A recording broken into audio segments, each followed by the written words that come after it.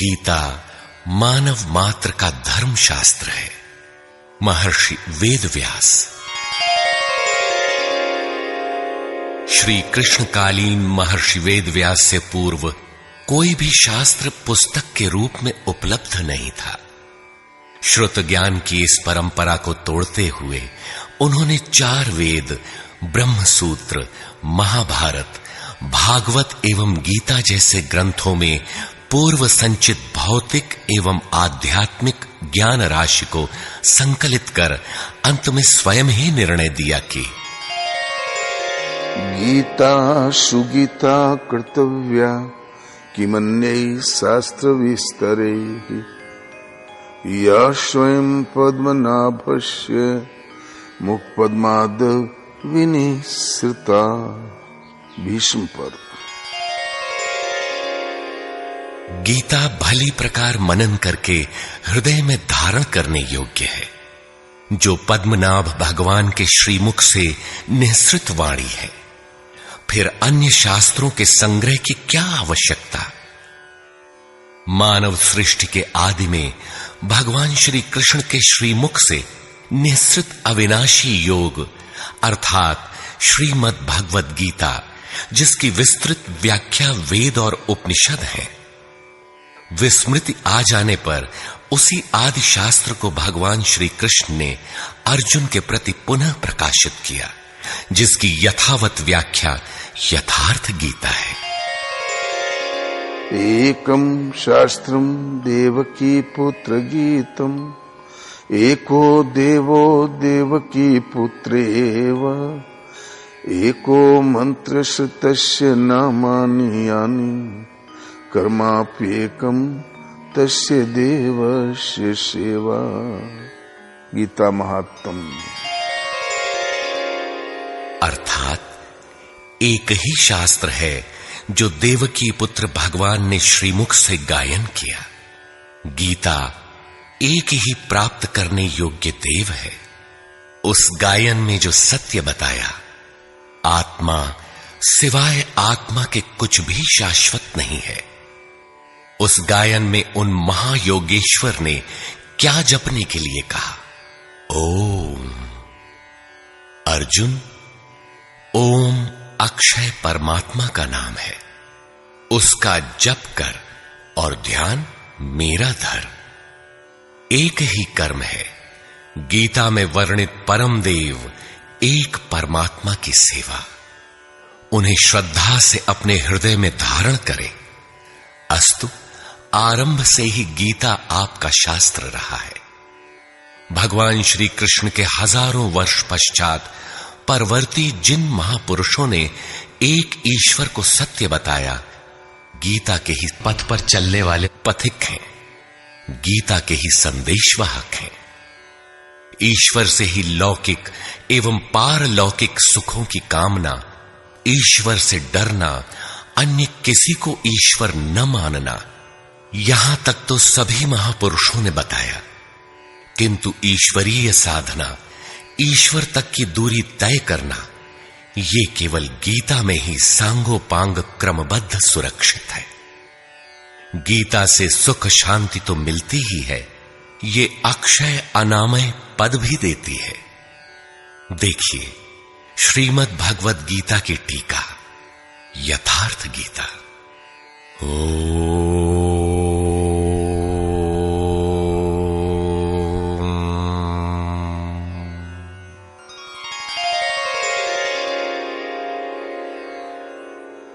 धर्म सिद्धांत 1। सभी प्रभु के पुत्र। ममैवांशो जीवलोके जीवभूतः सनातनः मनः षष्ठानीन्द्रियाणि प्रकृतिस्थानि कर्षति। सभी मानव ईश्वर की संतान है, मेरे विशुद्ध अंश हैं। मानव तन की सार्थकता। किम पुनर्ब्राह्मणा पुण्या भक्ता राजर्षयस्तथा अनित्यमसुखं लोकम् इमं प्राप्य भजस्व माम्। सुख रहित क्षण भंगुर किंतु दुर्लभ मानव तन को पाकर मेरा भजन कर, अर्थात भजन का अधिकार मनुष्य शरीरधारी को है। मनुष्य की केवल दो जाति, द्वौ भूत सर्गौ लोकेऽस्मिन् दैव आसुर एव च। दैवो विस्तरशः प्रोक्त आसुरं पार्थ मे शृणु। मनुष्य केवल दो प्रकार के हैं, देवता और असुर। जिसके हृदय में दैवी संपत्ति कार्य करती है वो देवता है, तथा जिसके हृदय में आसुरी संपत्ति कार्य करती है वो असुर है। तीसरी कोई अन्य जाति सृष्टि में नहीं है। हर कामना ईश्वर से सुलभ। त्रैविद्या मां सोमपाः पूतपापाः यज्ञैरिष्ट्वा स्वर्गतिं प्रार्थयन्ते। ते पुण्यमासाद्य सुरेन्द्रलोकम् अश्नन्ति दिव्यान् दिवि देवभोगान्। मुझे भजकर लोग स्वर्ग तक की कामना करते हैं, मैं उन्हें देता हूं। अर्थात सब कुछ एक परमात्मा से सुलभ है। भगवान की शरण से पापों का नाश। अपि चेदसि पापेभ्यः सर्वेभ्यः पापकृत्तमः सर्वं ज्ञानप्लवेनैव वृजिनं सन्तरिष्यसि। संपूर्ण पापियों से अधिक पाप करने वाला भी ज्ञान रूपी नौका द्वारा निस्संदेह पार हो जाएगा। ज्ञान अध्यात्मज्ञान नित्यत्वम् तत्त्वज्ञानार्थदर्शनम् एतज्ज्ञानमिति प्रोक्तम् अज्ञानं यदतोऽन्यथा। आत्मा के आधिपत्य में आचरण, तत्व के अर्थ रूप मुझ परमात्मा का प्रत्यक्ष दर्शन ज्ञान है, और इसके अतिरिक्त जो कुछ भी है अज्ञान है। अतः ईश्वर की प्रत्यक्ष जानकारी ही ज्ञान है। भजन का अधिकार सबको। अपि चेत् सुदुराचारो भजते मामनन्यभाक् साधुरेव समन्तव्यः सम्यग्व्यवसितो हि सः। क्षिप्रं भवति धर्मात्मा शश्वच्छान्तिं निगच्छति कौन्तेय प्रतिजानीहि न मे भक्तः प्रणश्यति। अत्यंत दुराचारी भी मेरा भजन करके शीघ्र ही धर्मात्मा हो जाता है एवं सदा रहने वाली शाश्वत शांति को प्राप्त कर लेता है। अतः धर्मात्मा वो है जो एक परमात्मा के प्रति समर्पित है, और भजन करने का अधिकार दुराचारी तक को है। भगवत पथ में बीज का नाश नहीं। नेहाभिक्रमनाशोऽस्ति प्रत्यवायो न विद्यते स्वल्पमप्यस्य धर्मस्य त्रायते महतो भयात्। धर्म अर्थात आत्मदर्शन की क्रिया का स्वल्प आचरण भी जन्म मरण के महान भय से उद्धार करने वाला होता है। धर्म अपरिवर्तनशील है। ईश्वर का निवास। ईश्वरः सर्वभूतानां हृद्देशेऽर्जुन तिष्ठति भ्रामयन् सर्वभूतानि यन्त्रारूढानि मायया। ईश्वर सभी भूत प्राणियों के हृदय में रहता है, तो शरण किसकी जाएं? तमेव शरणं गच्छ सर्वभावेन भारत तत्प्रसादात् परां शान्तिं स्थानं प्राप्स्यसि शाश्वतम्। संपूर्ण भाव से उस हृदयस्थ एक परमात्मा की शरण में जाओ, जिसकी कृपा से तू परम शांति शाश्वत परम धाम को प्राप्त होगा। यज्ञ। सर्वाणि इन्द्रियकर्माणि प्राणकर्माणि चापरे आत्मसंयमयोगाग्नौ जुह्वति ज्ञानदीपिते। संपूर्ण इंद्रियों के व्यापार को, मन की चेष्टाओं को ज्ञान से प्रकाशित हुई आत्मा में संयम रूपी योगाग्नि में हवन करते हैं।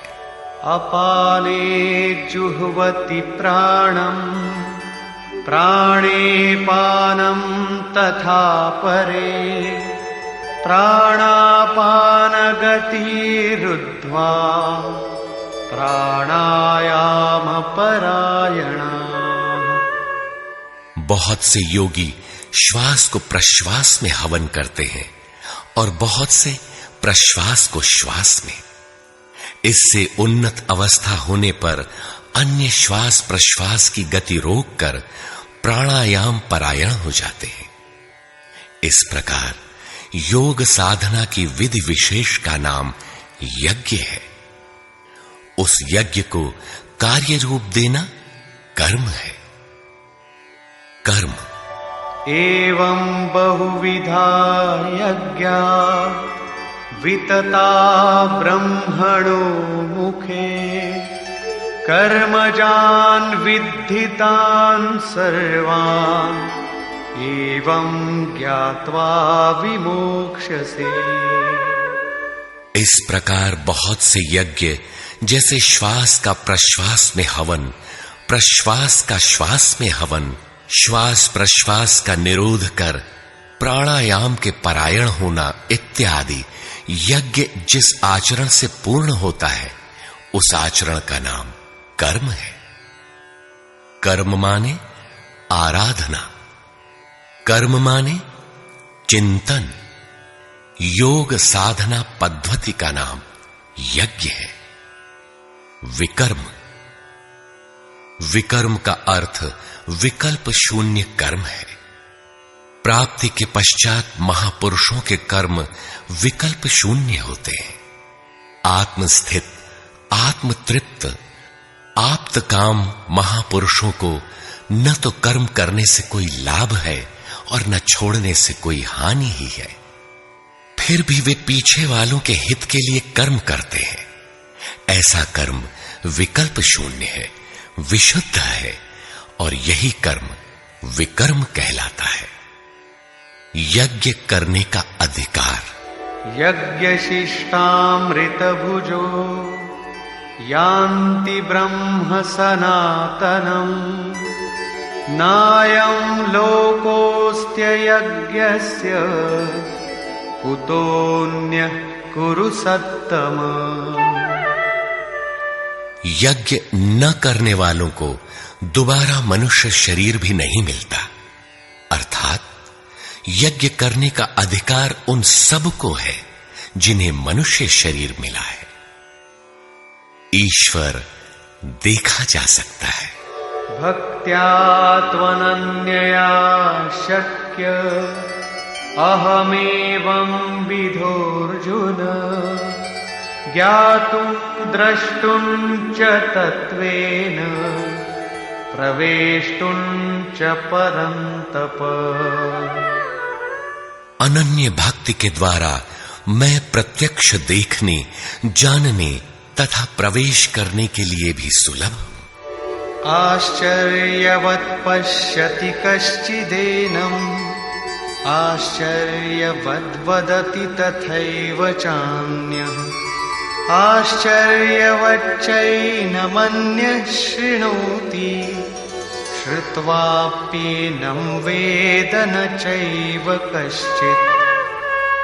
इस अविनाशी आत्मा को कोई विरला ही आश्चर्य की तरह देखता है, आश्चर्य की तरह उपदेश करता है, और कोई विरला ही इसे आश्चर्य की तरह सुनता है।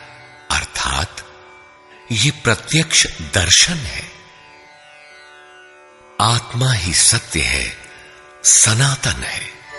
अच्छेद्योऽयमदाह्योऽयम् अक्लेद्यो शोष्य एव च, नित्यः सर्वगतः स्थाणुः अचलोऽयं सनातनः।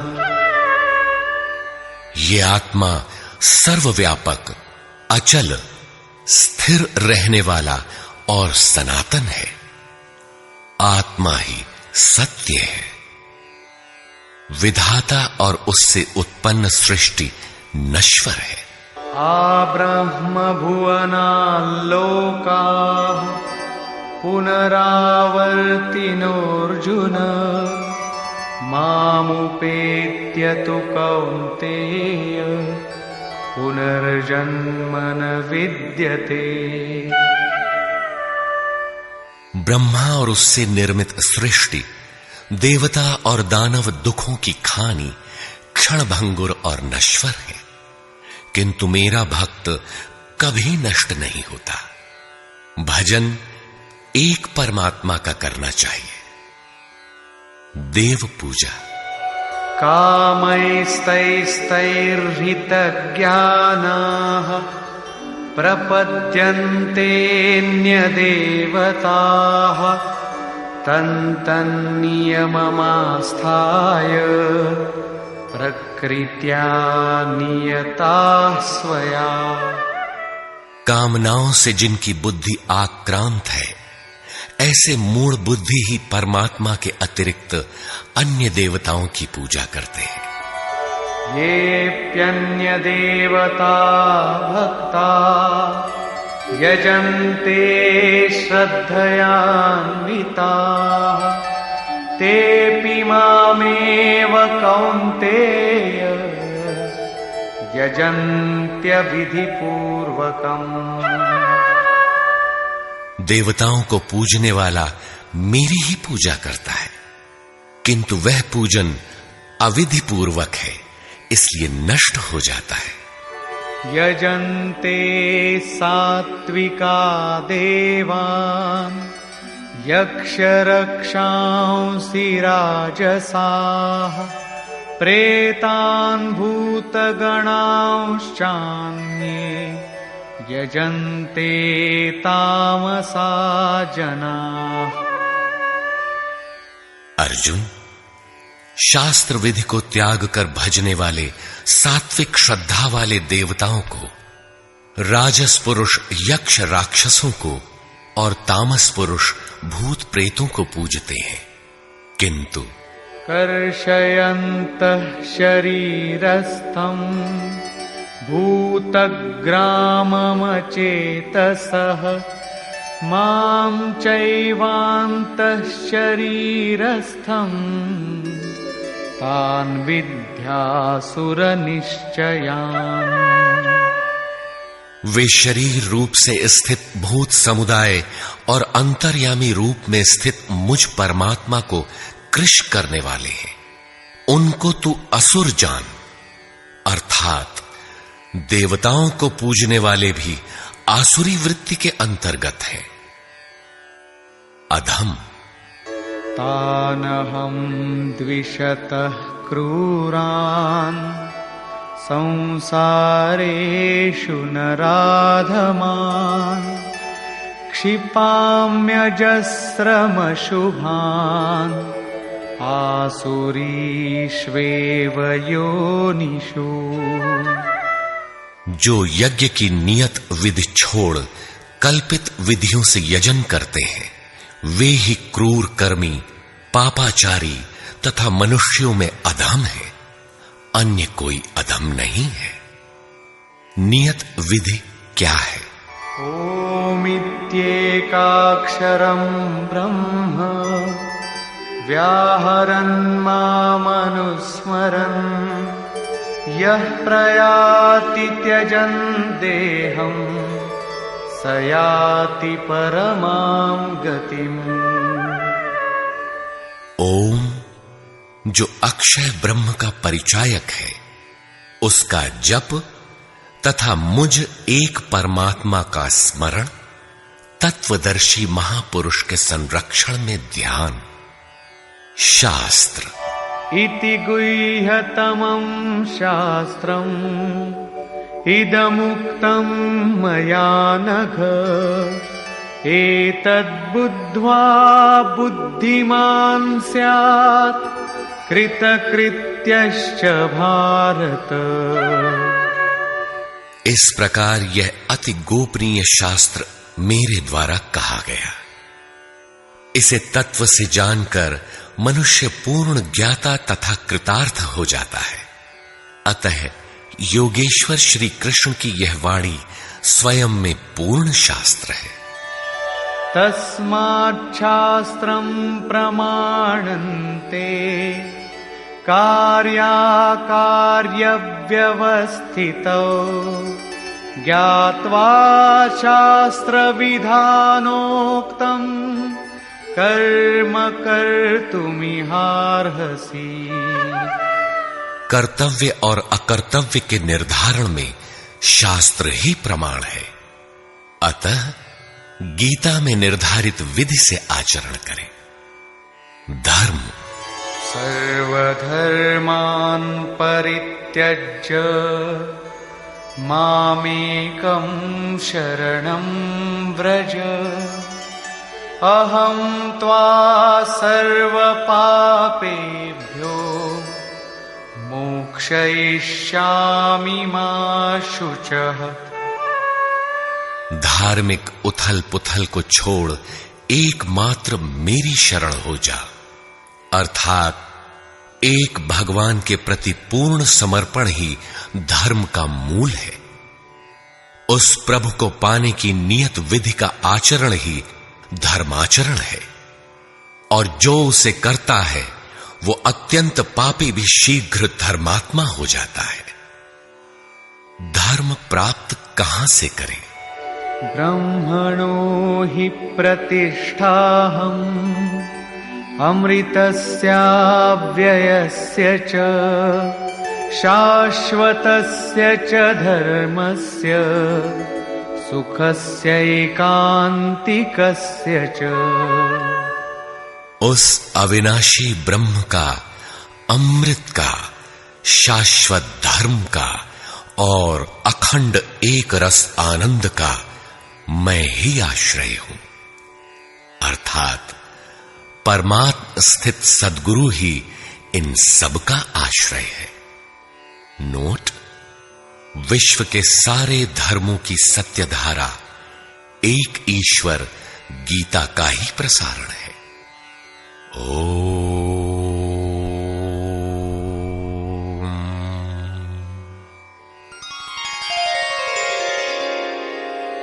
प्राक कथन। वस्तुतः गीता पर टीका लिखने की अब कोई आवश्यकता प्रतीत नहीं होती, क्योंकि इस पर सहस्त्रों टीकाएं लिखी जा चुकी हैं, जिनमें 50 तो केवल संस्कृत में ही हैं। गीता को लेकर 50 मत हैं, जबकि सबकी आधारशिला एकमात्र गीता है। योगेश्वर श्री कृष्ण ने तो कोई एक बात कही होगी, फिर यह मतभेद क्यों? वस्तुतः वक्ता एक ही बात कहता है, किंतु श्रोता यदि 10 बैठे हों तो 10 प्रकार के आशय ग्रहण करते हैं। व्यक्ति की बुद्धि पर तामसी, राजसी अथवा सात्विक गुणों का जितना प्रभाव है, उसी स्तर से उस वार्ता को पकड़ पाता है। इससे आगे वो समझ नहीं पाता। अतः मतभेद स्वाभाविक है। विभिन्न मतवादों से और कभी-कभी एक ही सिद्धांत को अलग-अलग काल और भाषाओं में व्यक्त करने से साधारण मनुष्य संशय में पड़ जाता है। बहुत सी टीकाओं के बीच वह सत्य धारा भी प्रवाहित है, किंतु शुद्ध अर्थ वाली एक टीका हजारों टीकाओं के बीच रख दी जाए तो उनमें यह पहचानना कठिन हो जाता है कि यथार्थ कौन है। वर्तमान काल में गीता की बहुत सी टीकाएं हो गई हैं। सभी अपनी अपनी सत्यता का उद्घोष करती हैं, किंतु गीता के शुद्ध अर्थ से वे बहुत दूर हैं। निस्संदेह कुछ महापुरुषों ने सत्य का स्पर्श भी किया, किंतु कतिपय कारणों से वे उसे समाज के समक्ष प्रस्तुत न कर सके। श्री कृष्ण के आशय को हृदयंगम न कर पाने का मूल कारण है कि वे एक योगी थे। श्री कृष्ण जिस स्तर की बात करते हैं, क्रमशः चलकर उसी स्तर पर खड़ा होने वाला कोई महापुरुष ही अक्षरशः बता सकेगा कि श्री कृष्ण ने जिस समय गीता का उपदेश दिया था, उस समय उनके मनोगत भाव क्या थे। मनोगत समस्त भाव कहने में नहीं आते। कुछ तो कहने में आ पाते हैं, कुछ भाव भंगिमा से व्यक्त होते हैं, और शेष पर्याप्त क्रियात्मक हैं, जिन्हें कोई पथिक चलकर ही जान सकता है। जिस स्तर पर श्री कृष्ण थे, क्रमशः चलकर उसी अवस्था को प्राप्त महापुरुष ही जानता है कि गीता क्या कहती है। वह गीता की पंक्तियां ही नहीं दोहराता, बल्कि उनके भावों को भी दर्शा देता है, क्योंकि जो दृश्य श्री कृष्ण के सामने था, वही उस वर्तमान महापुरुष के समक्ष भी है। इसलिए वो देखता है, दिखा देगा, आप में जागृत भी कर देगा, उस पथ पर चला भी देगा। पूज्य श्री परमहंस जी महाराज भी उसी स्तर के महापुरुष थे। उनकी वाणी तथा अंतः प्रेरणा से मुझे गीता का जो अर्थ मिला, उसी का संकलन यथार्थ गीता है। इसमें मेरा अपना कुछ भी नहीं है। यह क्रियात्मक है। साधन अपनाने वाले प्रत्येक पुरुष को इसी परिधि से गुजरना होगा। जब तक वो इससे अलग है, तब तक स्पष्ट है कि वो साधन नहीं करता, किसी न किसी प्रकार की लकीर अवश्य पीटता है। अतः किसी महापुरुष की शरण ले। श्री कृष्ण ने किसी अन्य सत्य को नहीं बताया, बल्कि कहा, ऋषिभिर बहुधा गीतम। ऋषियों ने अनेकों बार जिसका गायन किया है, वही कहने जा रहा हूं।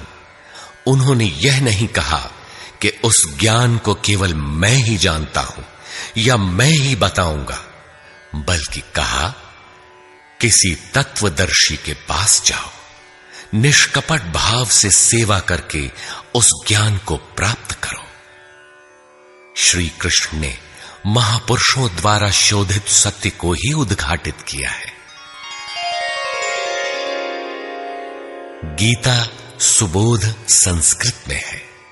यदि अन्वयार्थ ही लें तो गीता का अधिकांश आप स्वयं हृदयंगम कर सकेंगे, किंतु आप ज्यों का त्यों अर्थ नहीं लेते।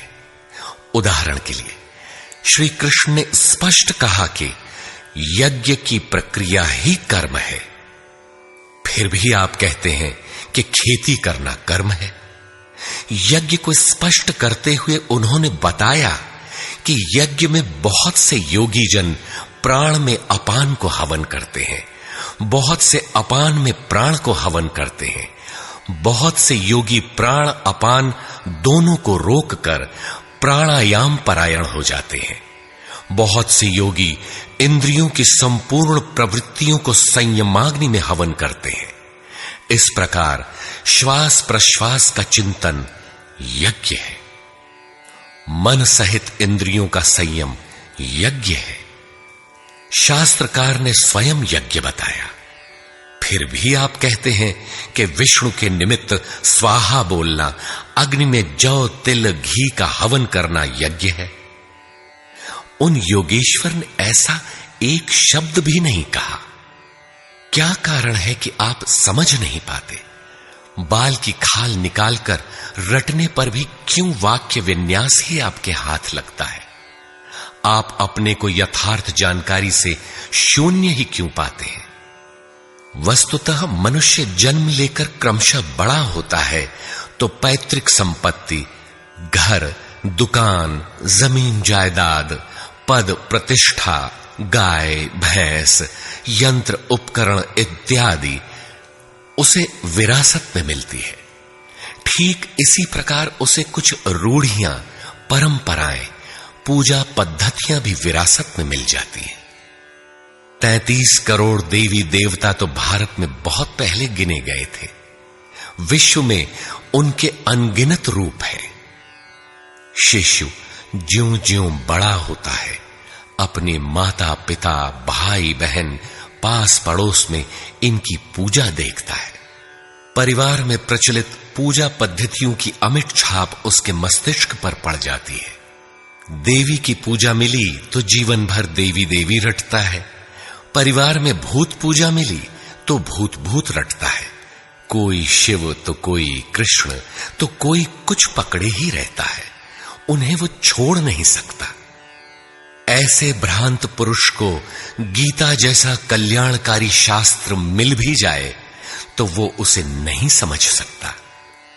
पैतृक संपदा को कदाचित वो छोड़ भी सकता है, किंतु इन रूढ़ियों और मजहबी पचड़ों को नहीं मिटा सकता। पैतृक संपत्ति को हटाकर आप हजारों मील दूर जा सकते हैं, किंतु दिल दिमाग में अंकित ये रूढ़िगत विचार वहां भी आपका पिंड नहीं छोड़ते। आप सिर काटकर अलग तो नहीं रख सकते, अतः आप यथार्थ शास्त्र को भी उन्हीं रूढ़ियों, रीति रिवाजों, मान्यताओं और पूजा पद्धतियों के अनुरूप ढाल कर देखना चाहते हैं। यदि उनके अनुरूप बात ढलती है, वार्ता का क्रम बैठता है, तो आप उसे सही मानते हैं, और नहीं ढलती तो गलत मानते हैं। इसीलिए आप गीता का रहस्य नहीं देख पाते। गीता का रहस्य रहस्य ही बनकर रह जाता है। इसके वास्तविक पारखी संत अथवा सद्गुरु हैं। वही बता सकते हैं कि गीता क्या कहती है। सब नहीं जान सकते। सबके लिए सुलभ उपाय यही है कि इसे किसी महापुरुष के सानिध्य में समझें, जिसके लिए श्री कृष्ण ने बल दिया है।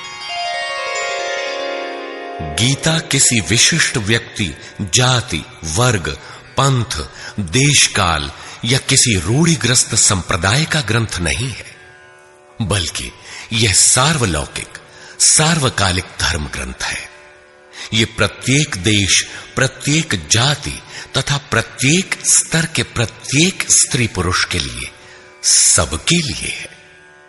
केवल दूसरों से सुनकर या किसी से प्रभावित होकर मनुष्य को ऐसा निर्णय नहीं लेना चाहिए जिसका प्रभाव सीधे उसके अपने अस्तित्व पर पड़ता हो।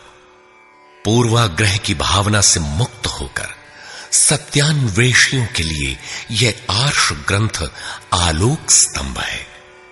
हिंदुओं का आग्रह है कि वेद ही प्रमाण है। वेद का अर्थ है ज्ञान, परमात्मा की जानकारी। परमात्मा न संस्कृत में है न संहिताओं में। पुस्तक तो उसका संकेत मात्र है। वह वस्तुतः हृदय में जागृत होता है। विश्वामित्र चिंतन कर रहे थे। उनकी भक्ति देखकर ब्रह्मा आए। बोले, आज से तुम ऋषि हो। विश्वामित्र को संतोष नहीं हुआ। चिंतन में लगे रहे। कुछ काल पश्चात देवताओं सहित ब्रह्मा पुनः आए और बोले, आज से तुम राजर्षि हो। किंतु विश्वामित्र का समाधान न हुआ। वे अनवरत चिंतन में लगे रहे। ब्रह्मा दैवी संपदाओं के साथ पुनः आए और बताया कि आज से तुम महर्षि हुए। विश्वामित्र ने कहा, नहीं, मुझे जितेंद्रिय ब्रह्मर्षि कहें। ब्रह्मा ने कहा, अभी तुम जितेंद्रिय नहीं हो। विश्वामित्र पुनः तपस्या में लग गए। उनके मस्तिष्क से तपस्या की आभा निकलने लगी। तब देवताओं ने ब्रह्मा से निवेदन किया। ब्रह्मा उसी प्रकार विश्वामित्र से बोले, अब तुम ब्रह्मर्षि हो। विश्वामित्र ने कहा, यदि मैं ब्रह्मर्षि हूं तो वेद हमारा वरण करे। वेद विश्वामित्र के हृदय में उतर आया। जो तत्व विदित नहीं था, विदित हो गया। यही वेद है, न कि पोथी। जहां विश्वामित्र रहते थे, वहां वेद रहता था। यही श्री कृष्ण भी कहते हैं कि संसार अविनाशी पीपल का वृक्ष है। ऊपर परमात्मा जिसका मूल और नीचे प्रकृति पर्यंत शाखाएं हैं। जो इस प्रकृति का अंत करके परमात्मा को विदित कर लेता है, वह वेदवित है। अर्जुन, मैं भी वेदवित हूं। अतः प्रकृति के प्रसार और अंत के साथ परमात्मा की अनुभूति का नाम वेद है। यह अनुभूति ईश्वर प्रदत्त है। इसलिए वेद को अपौरुषेय कहा जाता है। महापुरुष अपौरुषेय होते हैं। उनके माध्यम से परमात्मा ही बोलता है। वे परमात्मा के संदेश प्रसारक अर्थात ट्रांसमीटर हो जाते हैं। केवल शब्द ज्ञान के आधार पर उनकी वाणी में निहित यथार्थ को परखा नहीं जा सकता। उन्हें वही जान पाता है जिसने क्रियात्मक पथ से चलकर इस अपौरुषेय स्थिति को पाया हो, जिसका पुरुष अर्थात अहं परमात्मा में विलीन हो चुका हो। वस्तुतः वेद अपौरुषेय है, किंतु बोलने वाले 100-150 महापुरुष ही थे। उन्हीं की वाणी का संकलन वेद कहलाता है। किंतु जब शास्त्र लिखने में आ जाता है तो सामाजिक व्यवस्था के नियम भी उसके साथ लिख दिए जाते हैं। महापुरुष के नाम पर जनता उनका भी पालन करने लगती है, यद्यपि धर्म से उनका दूर का भी संबंध नहीं रहता। आधुनिक युग में मंत्रियों के आगे पीछे घूमकर साधारण नेता भी अधिकारियों से अपना काम करा लेते हैं, जबकि मंत्री ऐसे नेताओं को जानते भी नहीं। इसी प्रकार सामाजिक व्यवस्थाकार महापुरुष की ओट में जीने खाने की व्यवस्था भी ग्रंथों में लिपिबद्ध कर देते हैं। उनका सामाजिक उपयोग तत्सामयिक ही होता है। वेदों के संबंध में भी यही है। वेद के 2 भाग हैं, कर्मकांड और ज्ञान कांड। कर्मकांड समाज शास्त्र है, जैसे वास्तुशास्त्र, आयुर्वेद, धनुर्वेद, गंधर्व वेद इत्यादि। ज्ञान कांड उपनिषद है। उनका भी मूल योगेश्वर श्री कृष्ण की प्रथम वाणी गीता है। सारांशत गीता अपौरुषेय परमात्मा से समुद्भूत उपनिषद सुधा का सार सर्वस्व है। इसी प्रकार प्रत्येक महापुरुष जो परम तत्व को प्राप्त कर लेता है, स्वयं में धर्म ग्रंथ है। उसकी वाणी का संकलन विश्व में कहीं भी हो, शास्त्र कहलाता है। किंतु कतिपय धर्मावलंबियों का यह कथन है कि जितना कुरान में लिखा है उतना ही सच है। अब कुरान नहीं उतरेगा। ईसा मसीह पर विश्वास किए बिना स्वर्ग नहीं मिल सकता। वह ईश्वर का इकलौता बेटा था। अब ऐसा महापुरुष नहीं हो सकता। उनकी रूढ़िवादिता है। यदि उसी तत्व को साक्षात कर लिया जाए तो वही बात फिर होगी। गीता सार्वभौम है। धर्म के नाम पर प्रचलित विश्व के समस्त धर्म ग्रंथों में गीता का स्थान अद्वितीय है। यह स्वयं में धर्मशास्त्र ही नहीं बल्कि अन्य धर्म ग्रंथों में निहित सत्य का मानदंड भी है।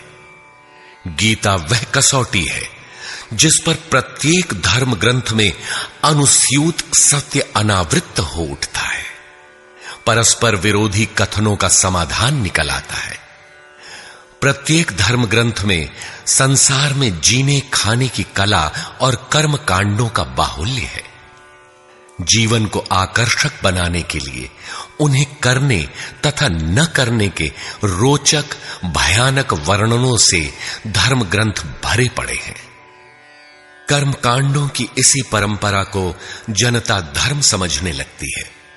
जीवन निर्वाह की कला के लिए निर्मित पूजा पद्धतियों में देश काल और परिस्थितियों के अनुसार परिवर्तन स्वाभाविक है। धर्म के नाम पर समाज में कलह का यही एकमात्र कारण है। गीता इन क्षणिक व्यवस्थाओं से ऊपर उठकर आत्मिक पूर्णता में प्रतिष्ठित करने का क्रियात्मक अनुशीलन है, जिसका एक भी श्लोक भौतिक जीवन यापन के लिए नहीं है। इसका प्रत्येक श्लोक आपसे आंतरिक युद्ध आराधना की मांग करता है। तथाकथित धर्म ग्रंथों की भांति यह आपको स्वर्ग या नरक के द्वंद्व में फंसाकर नहीं छोड़ता, बल्कि उस अमरत्व की उपलब्धि कराता है जिसके पीछे जन्म मृत्यु का बंधन नहीं रह जाता। प्रत्येक महापुरुष की अपनी शैली और कुछ अपने विशिष्ट शब्द होते हैं। योगेश्वर श्री कृष्ण ने भी गीता में कर्म, यज्ञ, वर्ण, वर्ण संकर, युद्ध, क्षेत्र, ज्ञान इत्यादि शब्दों पर बार बार बल दिया है। इन शब्दों का अपना आशय है और पुनरावृत्ति में भी इनका अपना सौंदर्य है। हिंदी रूपांतरण में इन शब्दों को उसी आशय में लिया गया है तथा आवश्यक स्थलों की व्याख्या भी की गई है। गीता के आकर्षण निम्नलिखित प्रश्न हैं, जिनका आशय आधुनिक समाज खो चुका है। वे इस प्रकार हैं जिन्हें यथार्थ गीता में आप पाएंगे। श्री कृष्ण एक योगेश्वर थे। सत्य, आत्मा ही सत्य है। सनातन, आत्मा सनातन है, परमात्मा सनातन है। सनातन धर्म परमात्मा से मिलाने वाली क्रिया है। युद्ध दैवी एवं आसुरी संपदाओं का संघर्ष युद्ध है। ये अंतःकरण की दो प्रवृत्तियां हैं। इन दोनों का मिटना परिणाम है। युद्ध स्थान, यह मानव शरीर और मन सहित इंद्रियों का समूह युद्ध स्थल है। ज्ञान, परमात्मा की प्रत्यक्ष जानकारी ज्ञान है। योग, संसार के संयोग वियोग से रहित अव्यक्त ब्रह्म के मिलन का नाम योग है। ज्ञान योग, आराधना ही कर्म है। अपने पर निर्भर होकर कर्म में प्रवृत्त होना ज्ञान योग है। निष्काम कर्म योग, इष्ट पर निर्भर होकर समर्पण के साथ कर्म में प्रवृत्त होना निष्काम कर्म योग है। श्री कृष्ण ने किस सत्य को बताया? श्री कृष्ण ने उसी सत्य को बताया जिसको तत्वदर्शियों ने पहले देख लिया था और आगे भी देखेंगे। यज्ञ साधना की विधि विशेष का नाम यज्ञ है। कर्म यज्ञ को कार्य रूप देना ही कर्म है। वर्ण आराधना की एक ही विधि जिसका नाम कर्म है, जिसको 4 श्रेणियों में बांटा है, वही 4 वर्ण है। ये एक ही साधक का ऊंचा नीचा स्तर है, न कि जाति। वर्ण संकर परमात्म पथ से च्युत होना, साधन में भ्रम उत्पन्न हो जाना वर्ण संकर है। मनुष्य की श्रेणी अंतःकरण के स्वभाव के अनुसार मनुष्य 2 प्रकार का होता है, एक देवताओं जैसा, दूसरा असुरों जैसा। यही मनुष्य की 2 जातियां हैं जो स्वभाव द्वारा निर्धारित हैं, और यह स्वभाव घटता बढ़ता रहता है। देवता हृदय देश में परम देव परमात्मा का देवत्व अर्जित कराने वाले गुणों का समूह है। वाह्य देवताओं की पूजा कामनाओं से जिनकी बुद्धि आक्रांत है, ऐसे अविवेकी और मूढ़ बुद्धि की देन है। वे मेरे ही पुजारी हैं, किंतु अविधि पूर्वक है। अवतार व्यक्ति के हृदय में होता है, बाहर नहीं। विराट दर्शन योगी के हृदय में ईश्वर के द्वारा दी गई अनुभूति है। भगवान साधक में दृष्टि बनकर खड़े हों तभी दिखाई पड़ते हैं। पूजनीय देव इष्ट एकमात्र परात्पर ब्रह्म ही पूजनीय देव है। उसे खोजने का स्थान हृदय देश है। उसकी प्राप्ति का स्रोत उसी अव्यक्त स्वरूप में स्थित प्राप्ति वाले महापुरुष के द्वारा है। अब इनमें से योगेश्वर श्री कृष्ण का स्वरूप समझने के लिए अध्याय 3 तक आपको पढ़ना होगा, और अध्याय 13 तक आप स्पष्ट समझने लगेंगे कि श्री कृष्ण योगी थे। अध्याय 2 से ही सत्य निखर जाएगा। सनातन और सत्य एक दूसरे के पूरक हैं। ये अध्याय 2 से ही स्पष्ट होगा, वैसे पूर्ति पर्यंत चलेगा। युद्ध अध्याय 4 तक स्पष्ट होने लगेगा। 11 तक संशय निर्मूल हो जाएगा। वैसे अध्याय 16 तक देखना चाहिए। युद्ध स्थल के लिए अध्याय 13 बार बार देखें। ज्ञान अध्याय 4 से स्पष्ट होगा तथा अध्याय 13 में भली प्रकार समझ में आएगा कि प्रत्यक्ष दर्शन का नाम ज्ञान है। योग अध्याय 6 तक आप समझ सकेंगे। वैसे पूर्ति पर्यंत योग के विभिन्न अंशों की परिभाषा है। ज्ञान योग अध्याय 3 से 6 तक स्पष्ट हो जाएगा। आगे देखने की कोई विशेष आवश्यकता नहीं है। निष्काम कर्म योग अध्याय 2 से आरंभ होकर पूर्ति पर्यंत है।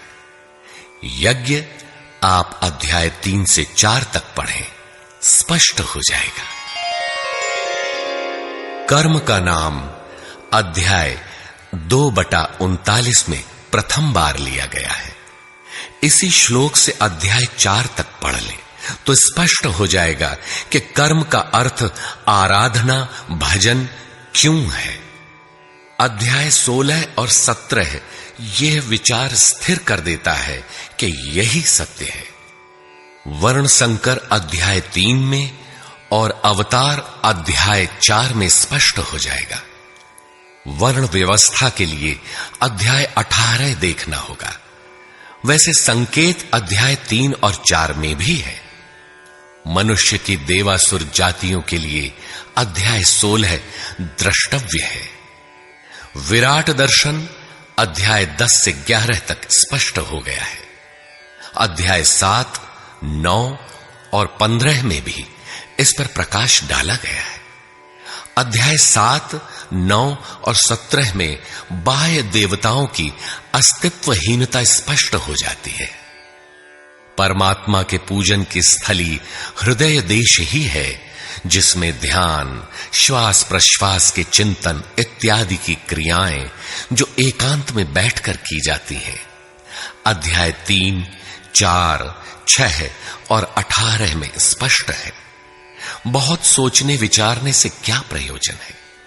यदि अध्याय 6 तक ही अध्ययन कर लें तो भी यथार्थ गीता का मूल आशय आपकी समझ में आ जाएगा। गीता जीविका संग्राम का साधन नहीं, अपितु जीवन संग्राम में शाश्वत विजय का क्रियात्मक प्रशिक्षण है। इसलिए युद्ध ग्रंथ है जो वास्तविक विजय दिलाता है। किंतु गीतोक्त युद्ध तलवार, धनुष, वाण, गदा और फरसे से लड़ा जाने वाला सांसारिक युद्ध नहीं है और न इन युद्धों में शाश्वत विजय निहित है। ये सत प्रवृत्तियों का संघर्ष है जिनके रूपकात्मक वर्णन की परंपरा रही है। वेद में इंद्र और वृत्र, विद्या और अविद्या, पुराणों में देवासुर संग्राम, महाकाव्यों में राम और रावण, कौरव एवं पांडवों के संघर्ष को ही गीता में धर्म क्षेत्र और कुरुक्षेत्र, दैवी संपद एवं आसुरी संपद, सजातीय एवं विजातीय, सद्गुण एवं दुर्गुणों का संघर्ष कहा गया है। यह संघर्ष जहां होता है वह स्थान कहां है? गीता का धर्म क्षेत्र और कुरुक्षेत्र भारत का कोई भूखंड नहीं, बल्कि स्वयं गीताकार के शब्दों में इदं शरीरम कौन्तेय क्षेत्रमित्यभिधीयते। कौन्तेय, यह शरीर ही एक क्षेत्र है जिसमें बोया हुआ भला और बुरा बीज संस्कार रूप से सदैव उगता है। 10 इंद्रियां, मन, बुद्धि, चित्त, अहंकार, 5 विकार और 3 गुणों का विकार इस क्षेत्र का विस्तार है। प्रकृति से उत्पन्न इन 3 गुणों से विवश होकर मनुष्य को कर्म करना पड़ता है। वह क्षण मात्र भी कर्म किए बिना नहीं रह सकता। पुनरपि जननम पुनरपि मरणम पुनरपि जननी जठरे शयनम। जन्म जन्मांतरों से करते ही तो बीत रहा है, यही कुरुक्षेत्र है। सद्गुरु के माध्यम से साधना के सही दौर में पड़कर साधक जब परम धर्म परमात्मा की ओर अग्रसर होता है, तब यह क्षेत्र धर्म क्षेत्र बन जाता है। यह शरीर ही क्षेत्र है। इसी शरीर के अंतराल में अंतःकरण की 2 प्रवृत्तियां पुरातन हैं, दैवी संपद और आसुरी संपद। दैवी संपद में है पुण्य रूपी पांडु और कर्तव्य रूपी कुंती।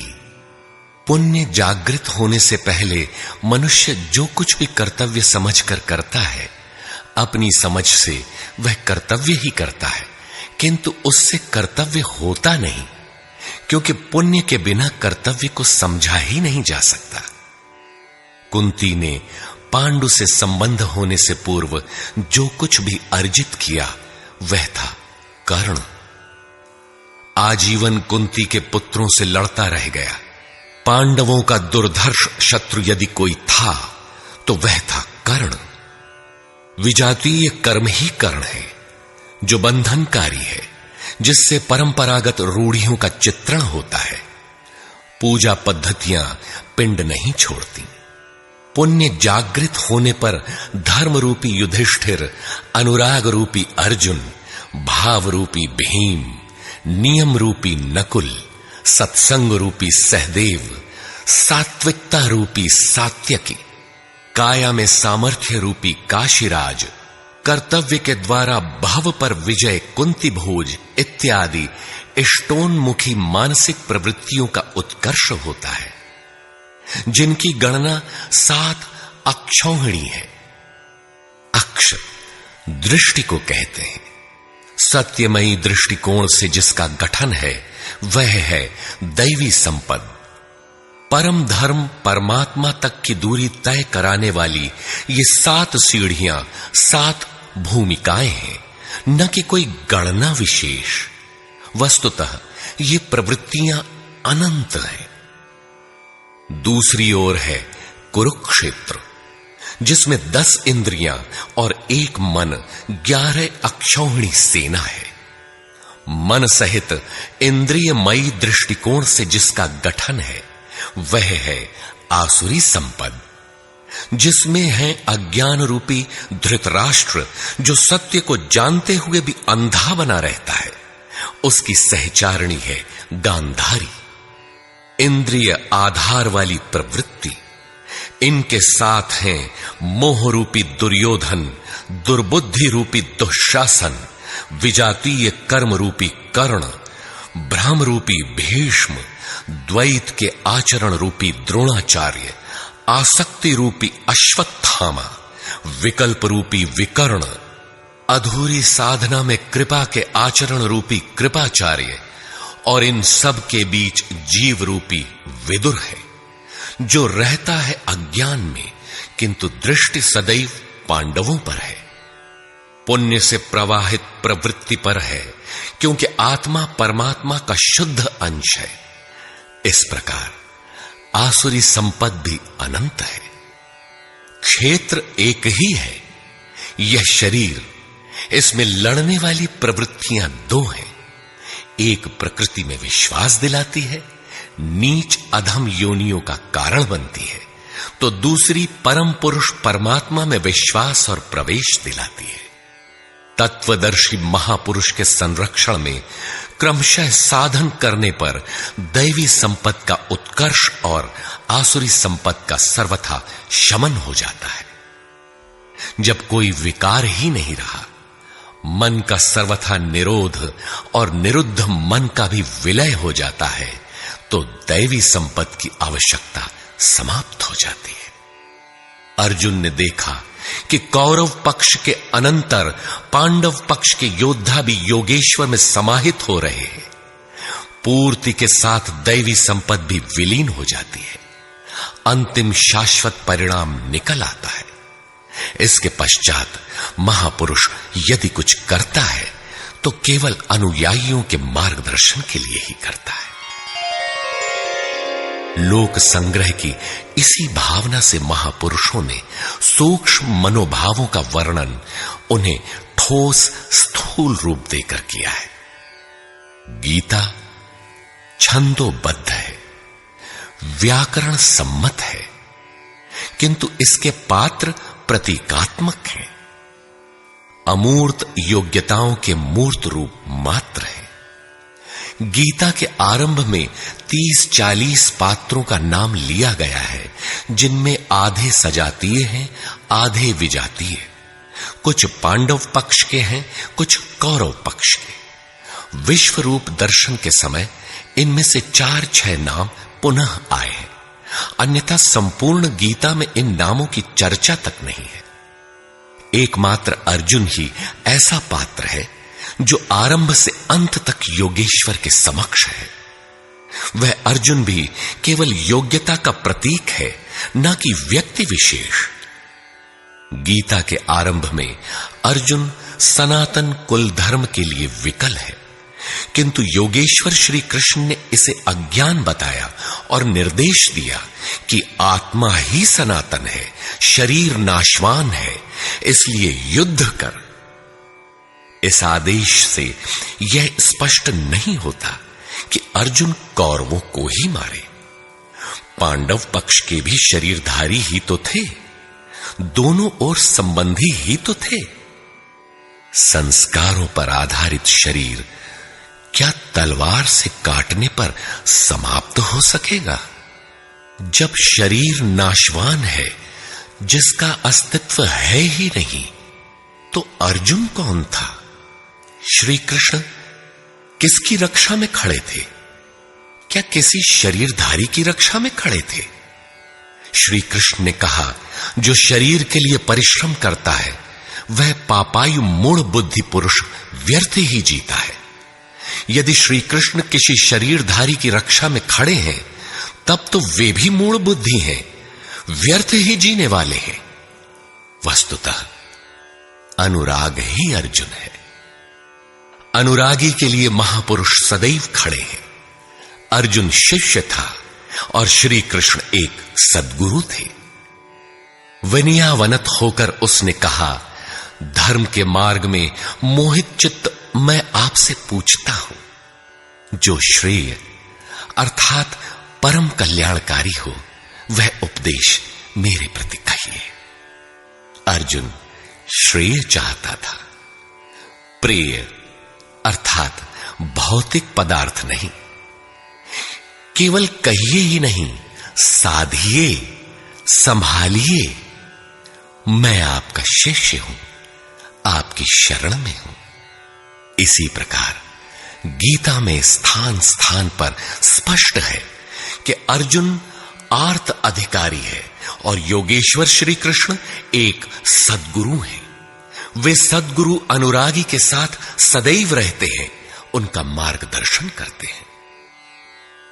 जब भावुकतावश कोई व्यक्ति पूज्य महाराज जी के पास रहने का आग्रह करने लगता है, तब वे कहा करते थे, जाओ, शरीर से कहीं रहो, मन से मेरे पास आते रहो।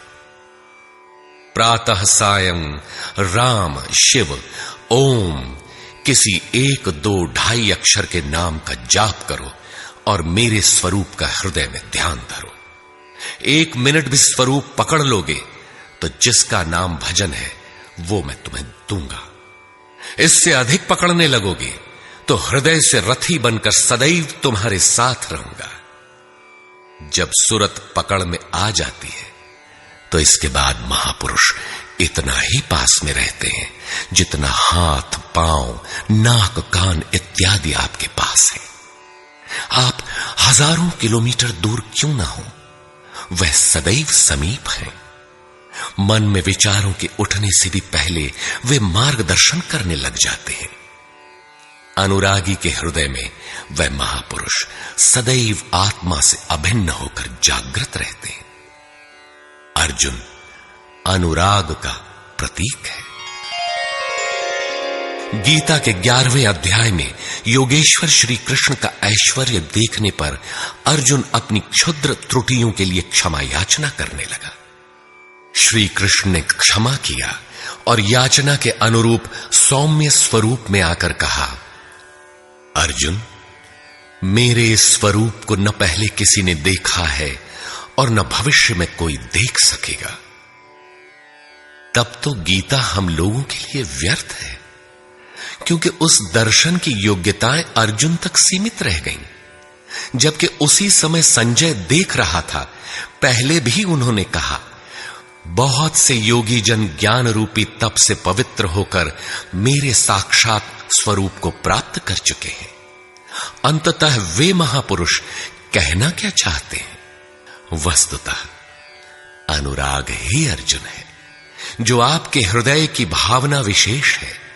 अनुराग विहीन पुरुष न कभी पूर्व में देख सका है और न ही अनुराग विहीन पुरुष भविष्य में कभी देख सकेगा। मिले ही न रघुपति बिनु अनुरागा, किए जोग तब ज्ञान बिरागा। अतः अर्जुन एक प्रतीक है। यदि प्रतीक नहीं है तो गीता का पीछा छोड़ दें। गीता आपके लिए नहीं है, क्योंकि उस दर्शन की योग्यता अर्जुन तक ही सीमित रह गई। अध्याय के अंत में योगेश्वर निर्णय देते हैं, अर्जुन, अनन्य भक्ति और श्रद्धा द्वारा मैं इस प्रकार प्रत्यक्ष देखने के लिए, अर्थात जैसा तूने देखा, तत्व से स्पष्ट जानने के लिए और प्रवेश करने के लिए भी सुलभ हूं। अनन्य भक्ति अनुराग का ही दूसरा रूप है और यही अर्जुन का स्वरूप भी है। अर्जुन पथिक का प्रतीक है। इस प्रकार गीता के पात्र प्रतीकात्मक हैं, यथा स्थान उनका संकेत है। रहे हो कोई ऐतिहासिक श्री कृष्ण और अर्जुन, निश्चय ही हुआ हो कोई विश्व युद्ध, किंतु गीता में भौतिक युद्ध का चित्रण कदापि नहीं है। उस ऐतिहासिक युद्ध के मुहाने पर घबराया तो था अर्जुन, न कि सेना। सेना तो लड़ने को तैयार खड़ी थी। क्या गीता का उपदेश देकर श्री कृष्ण ने सव्यसाची अर्जुन को सेना की योग्यता का बनाया? वस्तुतः साधन लिखने में नहीं आता, सब कुछ पढ़ लेने के बाद भी चलना शेष ही रहता है। यही प्रेरणा यथार्थ गीता है।